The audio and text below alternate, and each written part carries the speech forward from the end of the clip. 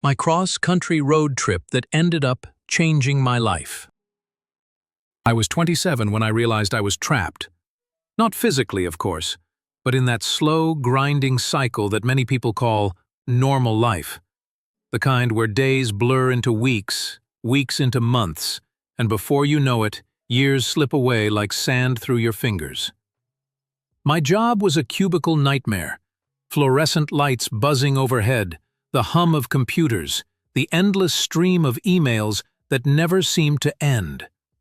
I'd come home exhausted, sit on my sagging couch, and wonder what the hell I was even doing. One morning, after another restless night, I stood in front of my bathroom mirror and barely recognized myself.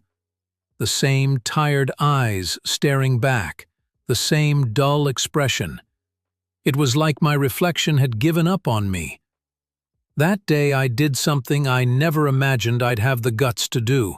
I walked into my boss's office, handed in my resignation and said, "I'm done." No backup plan, no job lined up. Just a desperate need to break free. That was the beginning of a journey I didn't know I needed. A road trip across the United States with nothing but a backpack and my old Honda Civic. I pulled out of the city early the next morning, the skyline shrinking in my rearview mirror. I had no real destination, just a vague plan to head west and see where the road would take me. My first stop was a tiny town in Kansas, the kind of place where everyone knows your name, or at least your face. I rolled into a gas station to fill up and noticed a noise coming from under the car, a screechy, unsettling sound. That's when Joe appeared. Joe was a retired mechanic, the kind of guy with grease under his nails and stories spilling out with every word. He waved me into his garage without hesitation. "You can't drive far like this," he said, popping the hood. "Let me take a look." He worked quickly, chatting about everything from old baseball teams to the best burger joint in town. When he finished, he refused to take any money. "Life's too short to worry about a few dollars," Joe said, clapping me on the back. We ended up talking for hours in his dusty garage. Joe told me about his wife, who passed away years ago, and how he'd found solace in fixing cars and helping strangers. "People come and go, kid. But moments like this, they stick with you." Before I left, Joe handed me a handwritten list of places I should check out. Small towns, hidden diners, scenic spots. I folded it carefully and tucked it into my glove compartment.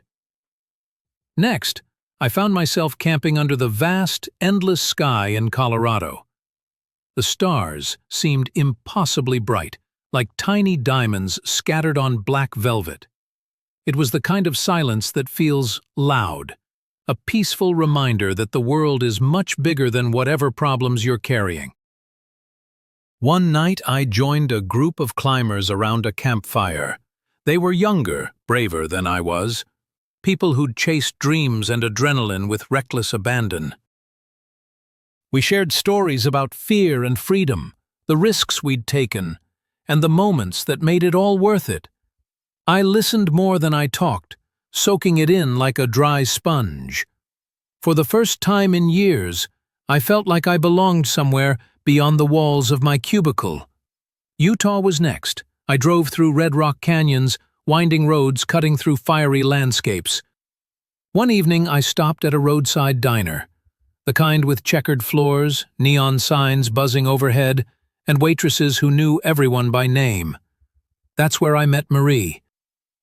Marie was in her early 60s, with silver-streaked hair and eyes that had seen too much, but still sparkled with warmth. She was a retired nurse, working part-time at the diner to stay busy. We struck up a conversation over coffee. She asked about my trip, my life, my dreams, or lack thereof. "I've had my share of regrets," she said softly. "The biggest risk we take isn't stepping into the unknown. It's staying put and never trying at all." Her words hit me harder than I expected. That night I made a list. Things I'd always wanted to do but never dared. write a book, learn guitar, start a business. I promised myself I'd try. After that night with Marie, I felt a strange kind of energy pulsing through me. It wasn't some magical revelation or sudden clarity. It was more subtle, a seed planted deep inside, nudging me to take chances I'd always avoided. The next morning I woke up early, brewed a strong cup of coffee at the diner, and stared out the window at the sun rising over the desert. The air was crisp, tinged with the smell of sagebrush and dust. I pulled out my notebook, the one I'd been carrying since the trip began, and started writing down ideas. For the first time in years, my thoughts weren't consumed by deadlines or meetings. They were filled with possibilities. Driving through Nevada, the landscape stretched out like a painting, vast, empty, and strangely beautiful.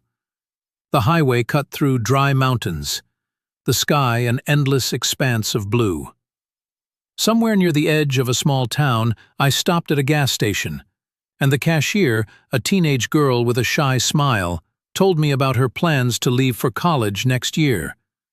She wanted to study environmental science, to make a difference. Her enthusiasm was infectious. I realized I was surrounded by stories like hers, people dreaming quietly in small towns, chasing lives that didn't always make the headlines, but mattered all the same. That night I found a small campground just outside Reno. The stars were breathtaking, and I sat outside my car, strumming the cheap guitar I'd bought online years ago, but never learned to play properly. My fingers fumbled awkwardly over the strings, but I felt alive. Over the next few days, I made it a point to practice every evening. I sent a few recordings to Marie, who encouraged me to keep going. "It's never too late," she said in her text.